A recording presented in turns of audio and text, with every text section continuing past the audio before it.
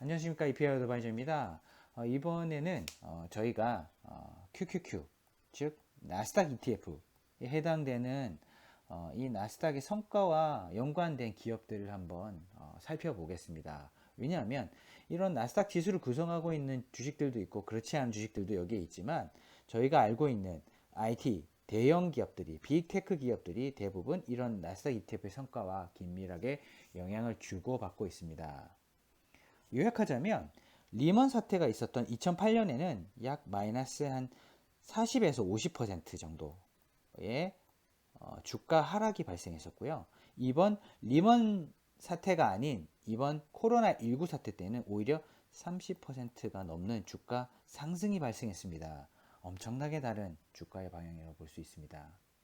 즉 코로나19가 만들어낸 언택트 환경 자체가 언택트가 필요하다라고 만들어진 이런 컨셉이 특이하게 주식시장에서 안전한 자산, 즉 언택트 환경 내에서도 안전한 회사들, 성과가 잘 나올 수 있는 회사들에 집중되었기 때문입니다.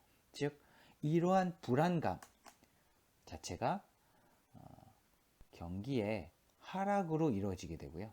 이런 경기의 하락 자체가 이러한 안전자산으로 돈을 모으게 되는 그러한 모습을 보였습니다. 하지만 이러한 안전한 자산, 특히 달러로 표시되고 있는 안전한 자산들이 아직 큰 움직임은 있었지 않지만, 최근에 달러 약세가 좀 진행되고 있는 게 눈에 띕니다. 달러의 반대편에 있었던 인플레이션에 영향을 미치는 이런 금과 유가 이런 것들이 최근에 한두 달 사이에 10에서 20% 정도 상승을 했기 때문에 저희는 그런 부분을 관가할 수는 없게 되었습니다. 즉 가장 안전한 자산이 달러가 약세를 보이기 이러한 시점 자체가 저희가 알고 있는 이런 안전자산, 빅테크 기업들에 영향을 끼칠 수도 있는 부분을 감안해야 되는 그런 특이한 시점이 되었고, 그리고 저희가 흔히 이야기하는 위너 스테이크스 오르이라는, 즉 여기서 옥석 가리기가 시작될 가능성이 있겠다.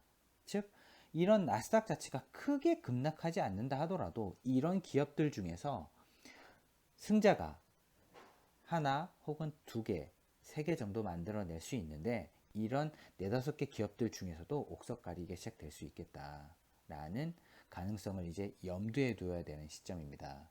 무조건 가격이 덜 올랐다고 해서 안전한 것은 아닌 것 같습니다. 하지만 이때 50% 정도 하락했었던 때 비해서 지금 현재까지 30에서 40% 정도 주가 상승이 일어난 것을 보게 되면, 이런 퍼포먼스, 즉 성과의 쏠림 자체가 한 40에서 50% 정도 나오게 되면 약간 가격에 진정되는 모습 자체를 시장에서는 어느 정도 경험을 많이 해왔기 때문에, 이러한 상승의 어떤 타격도 하락의 타격만큼이나 비슷하게 움직일 가능성을 염두에 두어야 되는 그런 시기가 아닌가 합니다.